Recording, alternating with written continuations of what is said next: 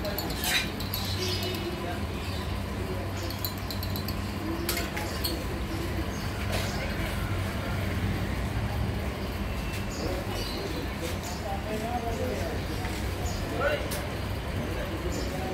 you very much. Welcome, uncle. Please.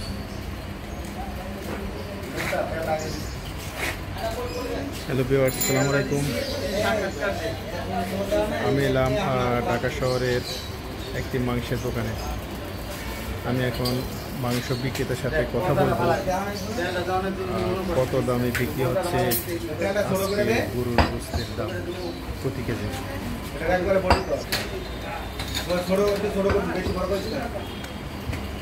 আসসালামু আলাইকুম। ওয়ালাইকুম সালাম। আসসালামু আলাইকুম আঙ্কেল, কেমন আছেন? ভালো আছি।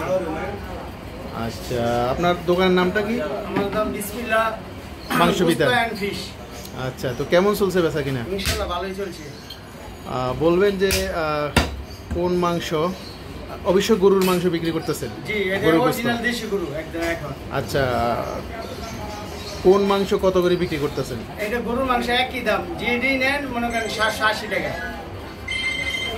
বিভিন্ন দোকানে তো দেখা যায় যে হাড় সহ, হাড় ছাড়া, এইগুলো হাড্ডি ছাড়া নিলে ওটা হলো হাড্ডি আলাদা দাম, ওটা হলো 1000 টাকা কেজি। আর হাড্ডি সহ নিলে 780 টাকা কেজি।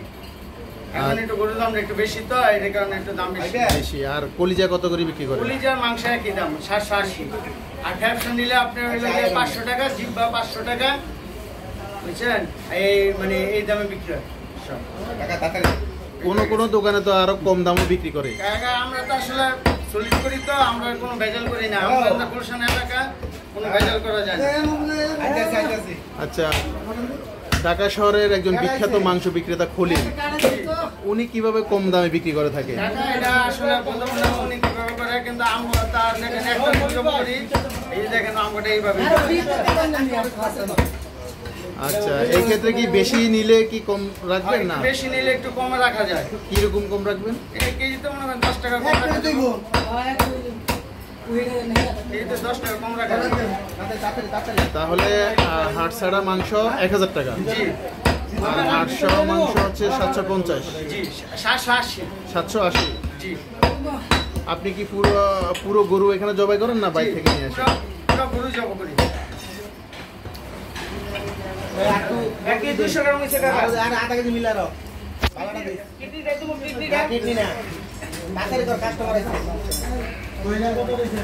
ওমা। সিলিং সিতে কোন গে? সিলিং কি আর এই যে গুতরে আনো। আচ্ছা দিতে আছে কাকা, তুই তাড়াতাড়ি কর। রিয়েলি। সিলিং সিতে কি সত্যি?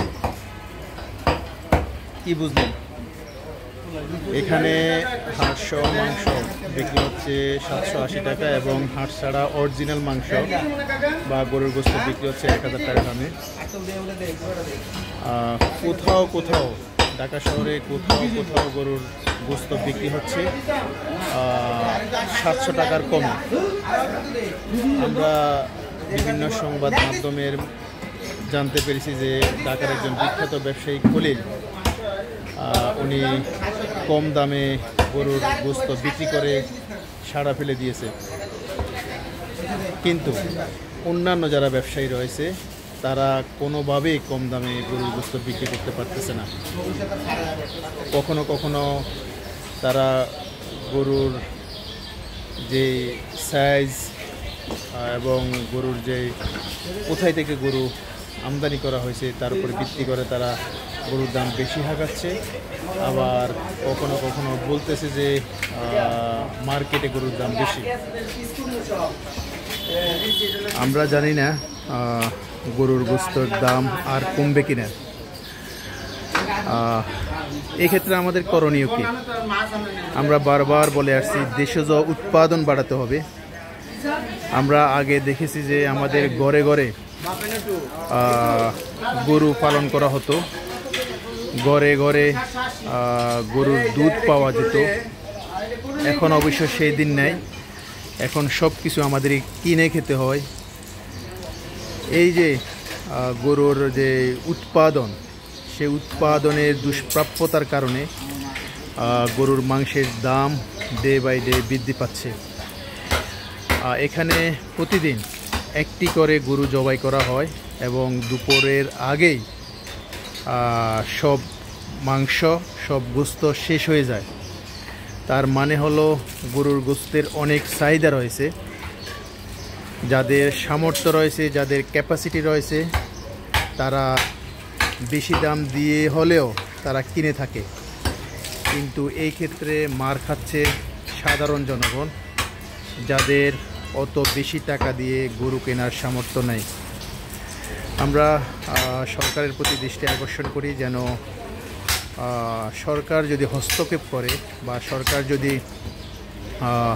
বাজার মনিটর করে, হয়তো বর্তমানে যে প্রচলিত গরুর দাম রয়েছে, গরুর কেজি যেভাবে বিক্রি করা হচ্ছে, সেটি কিছুটা হলেও কম দামে বিক্রি করা বলে সম্ভব মনে করি। ওকে, সেই সাথে গরুর গোস্তের দাম আর কি কমানো সম্ভব, কিংবা আরও কম দামে গরুর গোস্ত মার্কেটে পেতে হলে আমাদের কি কি করণীয় রয়েছে, সেই সব বিষয়েও আপনারা কমেন্টসের মাধ্যমে জানাতে পারবেন। এই প্রত্যাশা রেখে এখানে বিদায় নিচ্ছি। এয়ার খান, সিটি বয়েস, ঢাকা।